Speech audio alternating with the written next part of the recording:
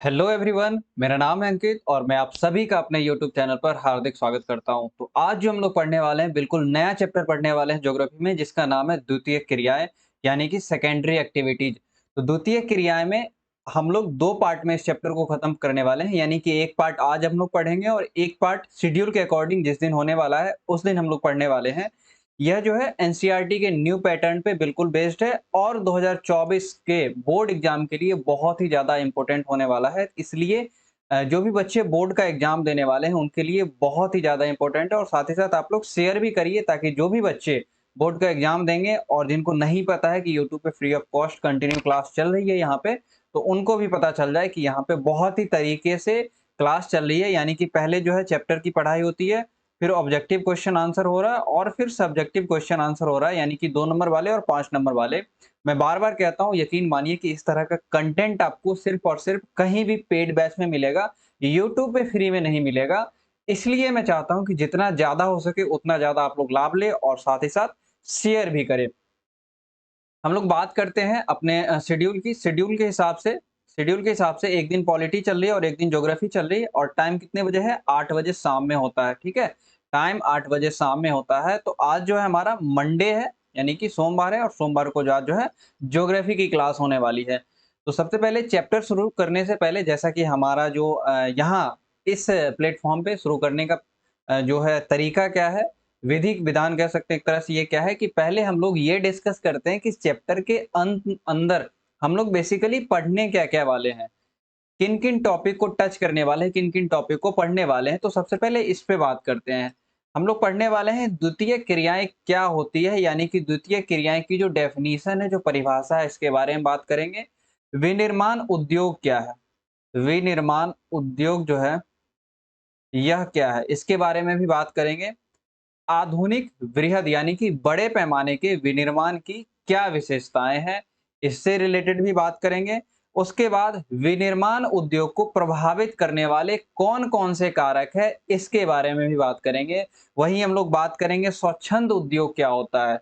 उसके बाद हम लोग बात करेंगे विनिर्माण उद्योग का वर्गीकरण किया गया है, वो 4 जो आधार है, जिस 4 आधार पे वर्गीकरण किया गया है, उसके बारे में भी काफ़ी डिटेल में पढ़ने वाले हैं। और साथ ही साथ किस टॉपिक को टच करेंगे, विश्व के कुछ प्रमुख उद्योग जो हैं, जैसे लौह इस्पात उद्योग, सूती वस्त्र उद्योग, इस सब के भी बारे में हम लोग इस चैप्टर के अंतर्गत बात करने वाले हैं। लेकिन आज जो हम लोग पढ़ने वाले हैं, कौन-कौन से टॉपिक को टच करेंगे आज? द्वितीय क्रियाएँ क्या होती है, इसको टच करेंगे। विनिर्माण उद्योग, इसको टच करने वाले हैं। आधुनिक वृहद पैमाने के विनिर्माण की विशेषताएँ क्या-क्या है, इसको टच करने वाले हैं। विनिर्माण उद्योग को प्रभावित करने वाले कौन-कौन से कारक हैं, इसको टच करने वाले हैं। और स्वच्छंद उद्योग हैं। इतने टॉपिक को आज टच करेंगे और जो 2 टॉपिक बच रहे हैं इसको हम लोग अगली क्लास में काफ़ी डिटेल में कवर करने वाले हैं। तो चलिए शुरू करते हैं, अपनी क्लास को शुरू कर देते हैं। ठीक है? क्लास शुरू करते हैं। शायद कुछ पॉइंट जो है, कुछ शब्द आपको नहीं दिख रहे होंगे, तो मैं खुद को हाइड कर रहा हूँ यहाँ से। चलिए। सबसे पहले हम लोग बात करते हैं द्वितीय क्रियाएँ क्या होती है। हम लोगों ने प्राथमिक क्रियाएँ पढ़ा, प्राथमिक क्रिया पढ़ चुके हैं हम लोग, जिसमें हम लोगों ने बात किया था कि प्राथमिक उत्पाद जो भी होते हैं, जो भी प्राकृतिक उत्पाद हैं, ठीक है? जनरली वही सब आते हैं प्राथमिक क्रियाओं के अंतर्गत। जैसे कृषि हो गया, हम लोगों ने पढ़ा था, डेयरी उद्योग पढ़ा था, बहुत सारे उद्योग ने कृषि पढ़ा था, डेयरी कृषि पढ़ा था और बहुत सारे तरह के कृषि पढ़े थे हम लोगों ने। आखेट हम लोगों ने पढ़ा था, बहुत सारी चीज़ें पढ़ा था। तो ये अभी हम लोग पढ़ने वाले हैं द्वितीय क्रियाएँ। द्वितीय क्रियाएँ वे क्रियाएँ होती है जिनमें प्राथमिक उत्पादों को अधिक उपयोगी उत्पादों में परिवर्तित किया जाता है। जैसे प्राथमिक उत्पाद हमारा क्या है? कपास है। इससे हम कपड़ा प्राप्त करते हैं, ठीक है? कपास से हम कपड़ा, गन्ना से हम चीनी, ठीक है? गन्ना को चीनी में परिवर्तित किया जाता है या गन्ना से चीनी का उत्पाद होता है। गेहूँ से आटा बनता है। लौह अयस्क से इस्पात बनता है या बहुत सारे तरह के मशीन बनते हैं या अन्य तरह के जो लोहे के औजार होते हैं, इसको बनाया जाता है। तो वो कहने का सेंस जो है क्लियर है कि प्राथमिक उत्पाद जो भी हैं, जैसे कि यहाँ पे कपास हो गया, यहाँ गन्ना हो गया, यहाँ पे गेहूँ हो गया, लौह अयस्क हो गया, ये सब क्या है? प्राथमिक उत्पाद है, जिसको अधिक उपयोगी वस्तुओं में परिवर्तित किया जाता है। अब ये अधिक उपयोगी वस्तु कौन है? कपड़ा। अब अधिक उपयोगी वस्तु हो गई कपड़ा, चीनी, आटा, इस्पात, बहुत तरह के मशीन और अन्य तरह के जो औजार होते हैं, ये सब अधिक उपयोगी उत्पाद हो गए। ये जो है ना, ये जितने सारे उत्पाद हैं, ये समस्त प्रकार के उद्योग धंधे जो हैं, द्वितीयक क्रियाकलाप के अंतर्गत आते हैं या द्वितीय क्रियाकलाप में सम्मिलित किए जाते हैं। और ऐसे उद्योग, यानी कि कपास से कपड़ा, गन्ना से चीनी बनाने वाला जो उद्योग है, ऐसे उद्योग गौण या द्वितीयक व्यवसाय कहलाते हैं। क्या कहलाते हैं? गौण या फिर द्वितीयक व्यवसाय कहलाते हैं। और द्वितीयक व्यवसाय जो है, यह किन-किन चीज़ों से संबंधित होता है? तो विनिर्माण यानी कि मैन्युफैक्चरिंग, नाम सुना होगा आपने। प्रसंस्करण यानी कि प्रोसेसिंग इंग्लिश में बोलते हैं। निर्माण यानी कि कंस्ट्रक्शन, इस सब संबंधी मानवीय क्रियाओं से संबंधित होता है।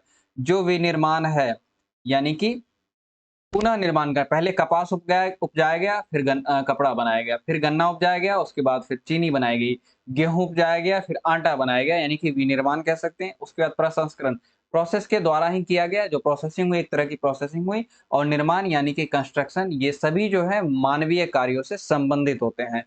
तो मैं उम्मीद करता हूँ कि इतनी सारी बातें आपको समझ में आ गई होंगी। टू द पॉइंट बात करेंगे, कुछ इधर-उधर की बातें नहीं करेंगे। जहाँ जो एग्ज़ाम्पल देने की ज़रूरत होगी, वो मैं एग्ज़ाम्पल आपको दूँगा। उसके बाद है हमारा विनिर्माण उद्योग। उसके बाद क्या है? विनिर्माण उद्योग।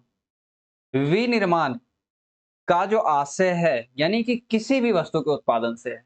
जैसे आप लोग मोबाइल में देख रहे होंगे, तो मोबाइल के उत्पादन से हो गया, ठीक है? चार्जर है, चार्जर के उत्पादन से आपके घर में और भी बहुत सारी इलेक्ट्रॉनिक डिवाइस होगी। अ, जैसे लकड़ी बेड होगा, फर्नीचर का सामान होगा, बर्तन है, ये सभी क्या है? ये सभी विनिर्माण के अंतर्गत आ जाएँगे, ये सभी विनिर्माण अंतर्गत आ जाएँगे। हस्तशिल्प का कार्य, हाथों से कुछ बनाया जाता है, जैसे कुम्हार का मिट्टी का बर्तन हो गया, जो लकड़ी का कुछ सामान बनाया जाता है, ये सभी इसी के अंतर्गत आएँगे। लोहा और इस्पात, ये सभी आएगा। खिलौना, जो प्लास्टिक के खिलौने होते हैं, ये भी आएँगे। और कंप्यूटर के जो पार्ट्स हैं, मोबाइल के पार्ट्स, ये सभी के सभी विनिर्माण उद्योग के अंतर्गत आते हैं, ठीक है? ये सभी के सभी विनिर्माण उद्योग के अंतर्गत आते हैं, यानी कि किसी भी वस्तु का उत्पादन, इसका विनिर्माण उद्योग से सीधा संबंध विनिर्माण से है।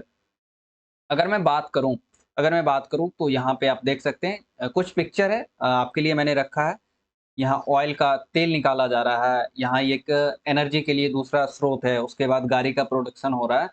तो ये एक तरह के विनिर्माण उद्योग के अंतर्गत आएँगे। एक तरह से इनका विनिर्माण हो रहा है, यानी कि मैन्युफैक्चरिंग हो रहा है इसका।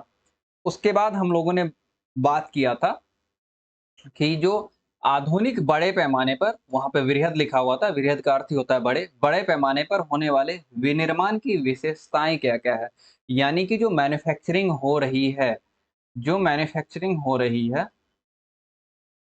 मैन्युफैक्चरिंग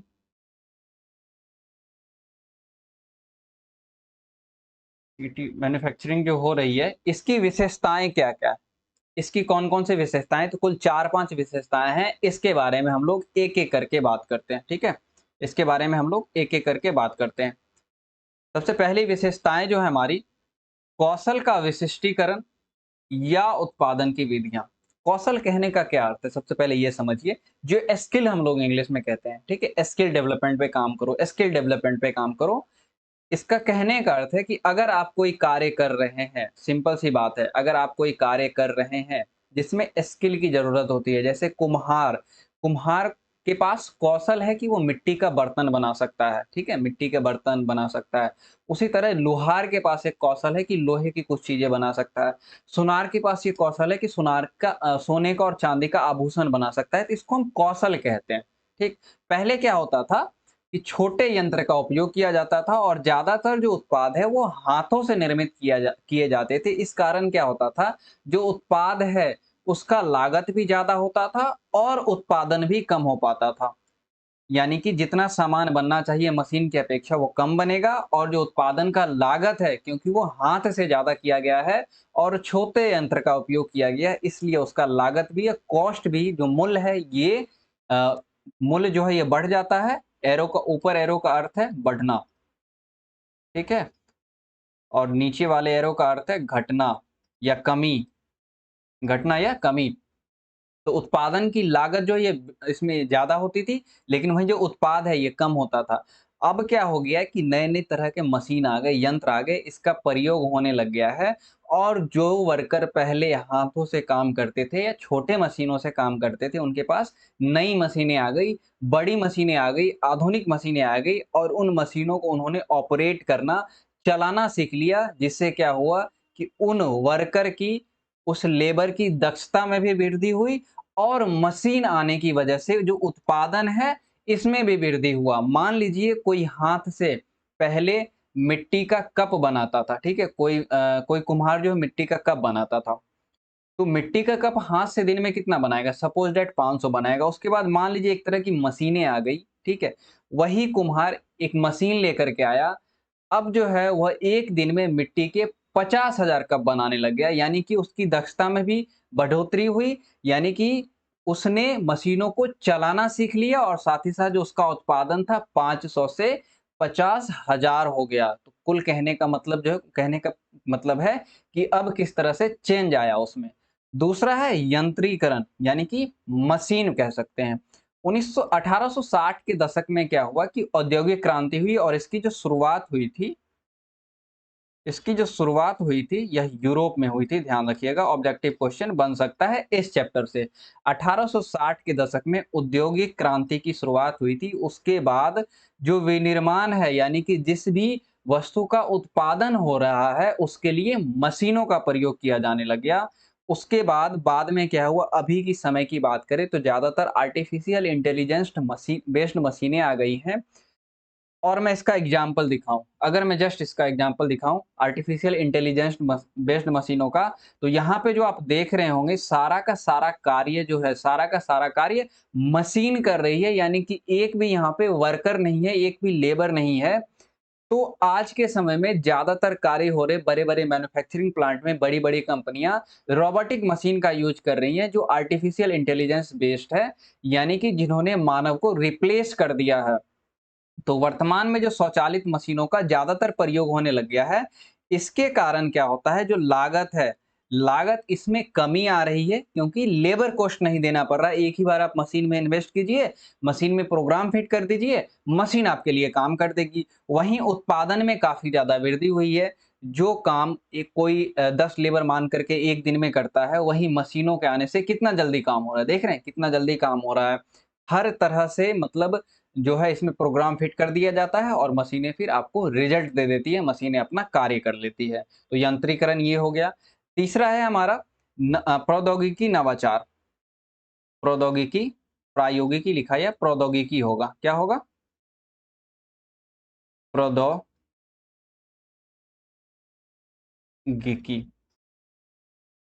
प्रौद्योगिकी नवाचार। कहने का अर्थ है जो नवाचार होता है अ, खोजना, कुछ चीज़ नए-नए चीज़ों को खोजना और टेक्नोलॉजी में जो नए-नए रिसर्च हो रहे हैं, है ना? इसी से रिलेटेड है। यानी कि प्रौद्योगिकी यानी कि टेक्नोलॉजी के क्षेत्र में जो भी नवीन आविष्कार हो रहे हैं, नए-नए आविष्कार हो रहे हैं, उसी को प्रौद्योगिकी नवाचार कहा जाता है। उसी को प्रौद्योगिकी नवाचार कहा जाता है और पहले क्या था? छोटे यंत्रों का उपयोग होता था। उसके बाद 1860 में औद्योगिक क्रांति आई तो मशीनों का उपयोग होने लग गया और फिर धीरे-धीरे 2010 के आसपास जो कह सकते हैं या 2000 के बाद धीरे-धीरे रोबोटिक मशीनों का यूज़ होने लग गया। इसी को हम कहते हैं प्रौद्योगिकी नवाचार यानी टेक्नोलॉजी में धीरे-धीरे करके नए-नए आविष्कार होने लग गए। उसके बाद चौथा पॉइंट है हमारा संगठनात्मक ढाँचा एवं स्तरीकरण। इसकी क्या विशेषताएँ हैं? यह जो एक जटिल औद्योगिक क्षेत्र में हो सकता है, ठीक है? जहाँ पे बहुत ज़्यादा उद्योग होंगे, ऐसा नहीं कि कम उद्योग होगा, बहुत ज़्यादा जटिल लिखा गया है यहाँ पे, इसका मतलब है बहुत ज़्यादा। अत्यधिक विशिष्टीकरण की बहुत ही ज़्यादा स्पेशलाइज़ेशन की ज़रूरत होती है, यानी कि कम सीखा हुआ आदमी या जिसको कम जानकारी है, वो इसका पार्ट नहीं हो सकता। उसके बाद श्रम विभाजन के द्वारा कम प्रयास कम किया जाता है और कम लागत में अधिक उत्पादन की जाती है। औद्योगिक क्षेत्र काफ़ी बड़ा होता है, इसलिए अधिक पूँजी की आवश्यकता होती है। बड़े औद्योगिक संगठन इसमें सम्मिलित होते हैं और जो उद्योग का संचालन होता है, ये प्रशासकीय वर्ग के अधिकारी करते हैं। तो चौथा पॉइंट ये हो गया और पाँचवाँ पॉइंट है अनियमित भौगोलिक वितरण। अनियमित भौगोलिक वितरण, इसका क्या अर्थ है? यानी कि जो उद्योग हैं, दुनिया में उद्योग जो हैं बहुत बड़े पैमाने पर फैले हुए नहीं है, यानी कि उद्योग क्षेत्र है, वहाँ पे उद्योग धंधे लगाए जाते हैं और विश्व के कुल भूभाग का 10% से भी कम भागों पर उद्योगों का विस्तार है। और इस कारण क्या होता है कि जहाँ पर उद्योगों का विस्तार होता है, वह चाहे किसी भी देश की बात करें, वह क्षेत्र जो है उस देश की आर्थिक एवं राजनीतिक शक्ति का केंद्र बन जाता है। जहाँ उद्योग होंगे, वहाँ तो पैसा होगा ही होगा और जहाँ पैसा होगा, वहाँ राजनीतिक शक्ति ऑटोमैटिक आ जाएगी, राजनीतिक पावर ऑटोमैटिक आ जाएगा। तो मैं उम्मीद करता हूँ कि ये सारे जो फैक्टर थे, ये सारी जो विशेषताएँ थी, आधुनिक बड़े पैमाने पर जो होने वाले विनिर्माण है, इसकी जो भी विशेषताएँ थी, ये आपको समझ में आ गया होगा। उसके बाद हम लोग बात करते हैं कि उद्योग की स्थिति को प्रभावित करने वाले कौन-कौन से कारक हैं। वो कौन-कौन से कारक हैं जिससे किसी भी क्षेत्र का उद्योग जो है ये प्रभावित होता है। तो पहला कारक है बाजार तक अभिगम्यता और अभिगम्यता को ज्योग्राफी में मतलब पहुँच को ज्योग्राफी में अभिगम्यता शब्द से डिनोट किया जाता है, अभिगम्यता शब्द लिखा जाता है। बाजार तक पहुँच, कोई भी उद्योग है, ठीक है? कोई भी उद्योग है, वह जो उसका जो उत्पादन होता है, वह कितनी जल्दी बाजार तक पहुँच सकता है। कई ऐसे उद्योग होते हैं जहाँ पे जल्दी ही खराब होने वाले जो उत्पाद होते हैं उसका उत्पादन होता है, जैसे कि डेयरी उद्योग। तो यह कितनी जल्दी बाजार तक पहुँच सकता है, इसका संबंध इस बात से है, इसलिए पहला पॉइंट जो है बाजार तक अभिगम्यता यानी कि बाजार तक पहुँच। दूसरा है कच्चे माल की प्राप्ति तक अभिगम्यता यानी कि कच्चा माल किसी उद्योग को कितना जल्दी प्राप्त हो रहा है, ठीक है? कच्चा माल किसी उद्योग को कितना जल्दी प्राप्त हो रहा है, जैसे कपड़ा बनाने के लिए जूट कितना जल्दी प्राप्त हो रहा है, कपड़ा बनाने के लिए जूट कितना जल्दी प्राप्त हो रहा है। उसके बाद अगर हम इस्पात उद्योग की बात करें तो उसके लिए जो लौह अयस्क है, ये कितना जल्दी प्राप्त हो रहा है उसको। ये जो कच्चे माल की पहुँच है, कच्चे माल की जो उपलब्धता है, यह कहीं न कहीं उद्योग के उत्पादों को भी प्रभावित करती है। अगर कहीं दूर होगा तो इससे क्या होगा उत्पादन का लागत बढ़ जाएगा, परिवहन में लागत बढ़ेगी, तो उत्पादन का लागत भी बढ़ जाएगा। तीसरा पॉइंट है श्रम आपूर्ति तक अभिगम्यता, यानी कि जो लेबर है वह कितना आसानी से उस उद्योग जिस जो उद्योग क्षेत्र है उसको मिल रहा है। सस्ते लेबर कितने मिल रहे हैं या जो स्किल्ड लेबर हैं, जिनको अपने काम में दक्षता हासिल है, ये कैसे मिल रहे हैं, ये कितने सस्ते या कितने महँगे मिल रहे हैं, ये भी जो है उद्योग को इफ़ेक्ट करते हैं, उद्योग को प्रभावित करते हैं। चौथा है शक्ति संसाधनों तक अभिगम्यता, ठीक है? वैसे उद्योग जिसमें क्या है कि शक्ति की काफ़ी ज़्यादा आवश्यकता होती है, काफ़ी ज़्यादा पावर की आवश्यकता होती है, वह जनरली ऊर्जा का जो स्रोत होता है, उसके आसपास लगाया जाता है। जहाँ ऊर्जा की उपलब्धता होती है एनर्जी की, उसके आसपास लगाया जाता है। अगर एग्ज़ाम्पल की बात करें तो एल्यूमीनियम का उद्योग, ठीक है? एल्यूमीनियम उद्योग जो होता है, यह प्राचीन समय में क्या होता था कि जो ऊर्जा है, इसके लिए कोयला पे डिपेंड रहा जाता था। लेकिन अब के समय में जल विद्युत पे डिपेंड रहते हैं। उसके बाद कहीं-कहीं जो तेल आपूर्ति होता है, वहाँ पे भी डिपेंड रहते हैं क्योंकि बहुत सारे उद्योग जो हैं, यह जो ऑयल होता है, जो कच्चा तेल होता है, इस पे भी चलते हैं। पेट्रोल, डीज़ल वगैरह हो गया, इस पे भी चलता है। उसके बाद 5वाँ है परिवहन एवं संचार की सुविधाओं तक अभिगम्यता। परिवहन एवं संचार की सुविधाओं तक जो भी कच्चा माल है, ठीक है? जो भी कच्चा माल है, इसको जहाँ पे कच्चा माल उपलब्ध है, वहाँ से उठा कर के कारखाने तक लाना, उद्योग जहाँ औद्योगिक क्षेत्र है, वहाँ तक लाना, जिसमें उसका प्रोसेस किया जाना है, जैसे कच्चे माल से कोई उत्पाद तैयार किया जाना है, वहाँ तक लाना और फिर उस उत्पाद को बाज़ार तक पहुँचाने के लिए जो परिवहन की आवश्यकता होती है, ये भी देखा जाता है कि वहाँ पे सुगम व्यवस्था है या नहीं है। दूसरा है सरकार की नीति। जो सरकार कुछ ऐसी नीति बनाती है जिससे जो उद्योग धंधे प्रभावित होते हैं और सरकार जो नीतियाँ बनाती है ये कहीं न कहीं उद्योग धंधों को ध्यान में रख के बनाती है। एक ऐसा नहीं है कि सरकार कोई ऐसी नीति बना दे जिससे क्या है उद्योग धंधे को चलाना लोगों के लिए बहुत ही मुश्किल हो जाए। इसलिए सरकार की नीति भी इसमें बहुत ज़्यादा इफ़ेक्ट करती है। और लास्ट है समूहन अर्थव्यवस्था तक अभिगम्यता और या फिर उद्योगों के मध्य संबंध। यानी कि जो बड़े उद्योग होते हैं, उनके आसपास और भी अनेक उद्योग होते हैं, जो परस्पर एक तरह से कह सकते हैं बड़े उद्योग के लिए जो भी चीज़ें हैं, वो उसको उपलब्ध कराते हैं और एक-दूसरे से लाभान्वित होते रहते हैं। जैसे अगर बात करें किस चीज़ की, जैसे छोटे-छोटे जो उद्योग होते हैं, वो बड़े उद्योग को कैसे लाभान्वित करते हैं। जैसे एक मोबाइल बनाने के लिए कितनी सारी चीज़ें चाहिए। तो मोबाइल जो बनता है, जनरली जैसे बाइक की बात करें, बाइक जो बनता है तो बाइक के बहुत सारे पार्ट अलग-अलग इंडस्ट्री में बनते हैं, अलग-अलग कंपनी के द्वारा बनाए जाते हैं और बाद में ला करके एक जगह उसको असेंबल किया जाता है, एक जगह उसको एक तरह से कैसे हैं बनाया जाता है। अलग-अलग पार्ट लाया जाता है, एक जगह पे असेंबल किया जाता है और फिर वहाँ से बाइक को बेचा जाता है। तो वो उसके बाइक के आस-पास जो बाइक बनाने के लिए या उसके पार्ट बनाने के लिए आस-पास की जो इंडस्ट्री होगी, वह बड़े इंडस्ट्री को लाभान्वित करेगा और बड़ा इंडस्ट्री भी छोटे इंडस्ट्री को लाभान्वित करेगा। कुल मिला के इतनी बातें हैं, 7 हो गया और भी अन्य कारक है, जैसे जैसे अन्य कारक क्या है? जैसे जलवायु।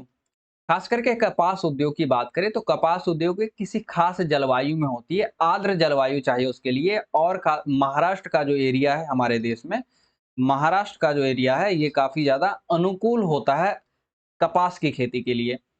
दूसरा है या कपास आधारित उद्योग के लिए। दूसरा है भूमि। ध्यान रखने वाली बात है कि ऐसे जगह उद्योग लगाए जाएँगे जहाँ पे दलदल ना हो, ठीक है? दलदली ज़मीन ना हो, जहाँ पे बाढ़ नहीं आता हो, अगर ये सब होगा तो उद्योग को काफ़ी ज़्यादा प्रभावित करेगा जिससे जान-माल का नुकसान होगा ही होगा और साथ ही साथ बहुत ज़्यादा उद्योग धंधों को भी नुकसान होगा। साथ ही साथ जल की उपलब्धता, जैसे नायलॉन का जो टायर बनता है, नायलॉन के लिए, ठीक है? नायलॉन के लिए इसके लिए जल चाहिए ही चाहिए और भी जो केमिकल इंडस्ट्री है, जो रसायन ठीक है? जो रसायन जो इंडस्ट्री है, इसके लिए भी जल की उपलब्धता चाहिए। इसके लिए देखा जाता है कि जो उद्योग है ये नदी के साइड में लगाया जाए, नदी नदी नज़दीक हो वहाँ से जिससे होगा क्या कि जो भूमिगत जल है, उसका स्तर काफ़ी नीचे नहीं होगा और उससे क्या होगा कि जो भी इंडस्ट्री को जल चाहिए, चाहे जो भी इंडस्ट्री हो उसको पानी चाहिए तो वो आसानी से भूमिगत जल का उपयोग कर सकती है। तो मैं उम्मीद करता हूँ कि इतनी सारी चीज़ें आपको समझ में आ गई। उसके बाद हम लोगों ने एक पॉइंट बात किया था स्वच्छंद उद्योग, ये क्या होता है? जो स्वच्छंद उद्योग है, यह क्या होता है? ये आपके एनसीईआरटी से लिया गया है। स्वच्छंद उद्योग जो है व्यापक विविधता वाले स्थानों में स्थित होते हैं। यह किसी विशिष्ट कच्चे माल जिनमें भार की कमी हो रही है अथवा नहीं हो रही है, इस पर निर्भर नहीं करते। व्यापक विविधता वाले स्थान पे, यानी कि जहाँ पे बहुत सारी चीज़ें होती है, बहुत सारी चीज़ें उद्योग के लिए अवेलेबल है। यह उद्योग संघटक पुर्जों पर निर्भर रहते हैं, जैसे कि मैंने बात किया गाड़ी कैसे बनता है। गाड़ी अलग-अलग इंडस्ट्री के द्वारा छोटे-छोटे पार्ट बनाए जाते हैं और फिर एक जगह लाके उसको असेंबल किया जाता है, सिंपल भाषा में बोले तो उसको कसा जाता है। यह उद्योग संघटक पुर्जों पर निर्भर रहते हैं जो कहीं से भी प्राप्त किया जा सकता है। इसमें उत्पादन कम मात्रा में होता है एवं श्रमिक की भी कम आवश्यकता होती है। सभी चीज़ें जब गाड़ी का सारा पार्ट लाया जाएगा तो उसको सिर्फ़ असेंबल ही करना रहेगा ना, इसलिए यहाँ पे कम श्रमिक की आवश्यकता होती है। सामान्यतः यह प्रदूषण नहीं फैलाते हैं, सिर्फ़ बनाना है, सिर्फ़ उसको कसना है, सिर्फ़ जोड़ना है, तो इसमें कौन-सा प्रदूषण होगा? और इनकी स्थापना में महत्वपूर्ण कारक सड़कों के जाल द्वारा अभिगम्यता होती है, यानी कि परिवहन की व्यवस्था है, यह सुलभ होनी चाहिए स्वच्छंद उद्योग में। तो मैं उम्मीद करता हूँ कि इतनी ज़्यादा बातें, ये सारी बातें आपको समझ में आ गई होंगी। इसमें वायुयान का हो ले लीजिए, कार इंडस्ट्री का ले लीजिए, जो भी ले ले सकते हैं, यानी कि वो सारी चीज़ें, जैसे मोबाइल है, तो मोबाइल का जो बहुत पार्ट है, बहुत-बहुत जगह बनता है, अलग-अलग जगहों पे बनता है, फिर एक जगह लाके उसको असेंबल किया जाता है, तो यह भी इसमें आ जाएगा। तो मैं उम्मीद करता हूँ कि इतनी सारी बातें आपको समझ में आ गई होंगी। अगली क्लास में हम लोग क्या पढ़ने वाले हैं कि विनिर्माण उद्योग का वर्गीकरण किस आधार पे? आकार के आधार पे, कच्चे माल के आधार पे, उत्पाद के आधार पे और स्वामित्व के आधार पे। साथ ही साथ विश्व के कुछ प्रमुख उद्योगों के बारे में भी पढ़ेंगे जिसमें लौह इस्पात उद्योग और सूती वस्त्र उद्योग प्रमुख होगा। तो मैं उम्मीद करता हूँ कि इतनी सारी बातें आपको समझ में आ गई होंगी। आज की क्लास यहीं तक रहने देते हैं। सेशन अच्छा लगे तो लाइक ज़रूर कीजिए, साथ ही साथ शेयर कीजिए। चैनल को सब्सक्राइब कीजिए और कमेंट ज़रूर कीजिएगा कि सेशन आपको कैसा लगा। Thank you.